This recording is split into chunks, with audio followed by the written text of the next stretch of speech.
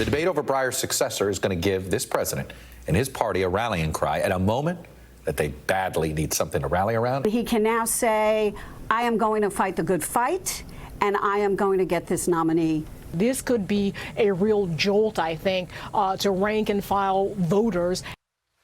The mainstream media celebrating the news that Supreme Court Justice Stephen Breyer is set to retire.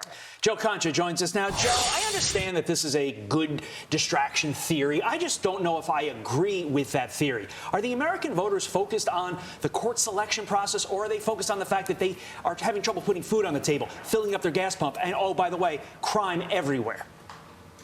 I'm going to take B, C, and D in that multiple choice, Todd. I'm with you on this one, and Carly was right to describe it as celebrating, because I haven't seen him this giddy in quite some time. We're talking about many in media. I just don't see this development regarding Breyer's retirement as any kind of real game changer. If a conservative on the bench like Clarence Thomas had announced his retirement, then that justice being replaced by a liberal, that's a different ball game. But the court remains 6-3 or 5-4 conservative here. And since Biden already said he would name a black woman to the bench, there's no wow factor, because he's simply shooting par. Look, the Supreme Court is important. I get that. But when simply bringing in a lefty relief pitcher from the same team to hold the score where it is, it's not the big story many in media are making it out to be when compared to, as you listed, inflation, crime, education, the border, and all that unrest overseas with Russia and Ukraine.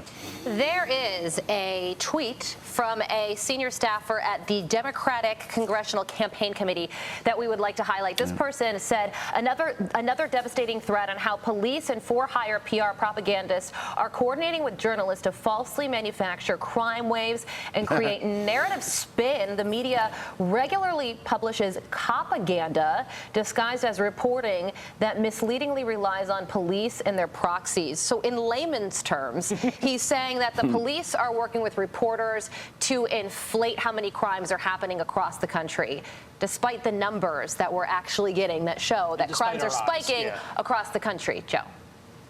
Wow, looks like the DCC is, or C, there's a lot of C's in that, is getting their cues from another acronym, CNN, or at least their media team, which over the weekend tried to spin 25-year high in murders in this country. That's according to the FBI. It's a problem, but it's really just an exaggerated one.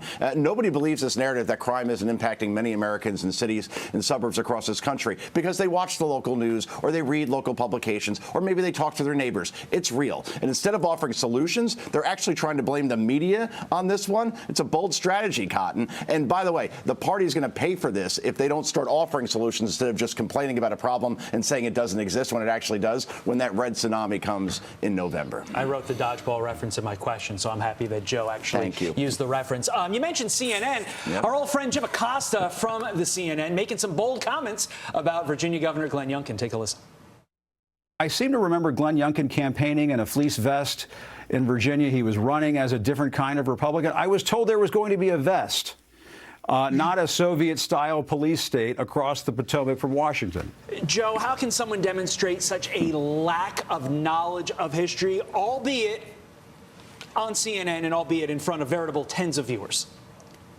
The answer being, I like that, tens of viewers, FNR, friends and relatives watching at this point. It's because Jim Acosta is the king of cheesy hyperbole. Let's just crown the guy right now. This is the same guy who said he had, quote, marks on his back from the Trump era. I'm not joking. That's an actual quote. This is the same guy who's guest hosting the 9 p.m. show for CNN this week and somehow is generating the lowest network for any show on that network, despite being in the best time slot. Acosta's show this week, by the way, is called Democracy in Peril.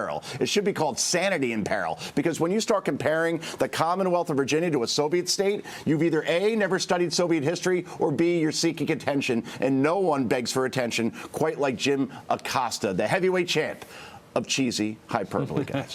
Yeah, and Glenn Youngkin, what he's trying to do is give parents a choice when it comes to masking in schools and critical race theory. I don't think that Soviet police are known for giving people choices. Yeah. Joe, thank you. It's what people voted for. Thanks, guys. Take care.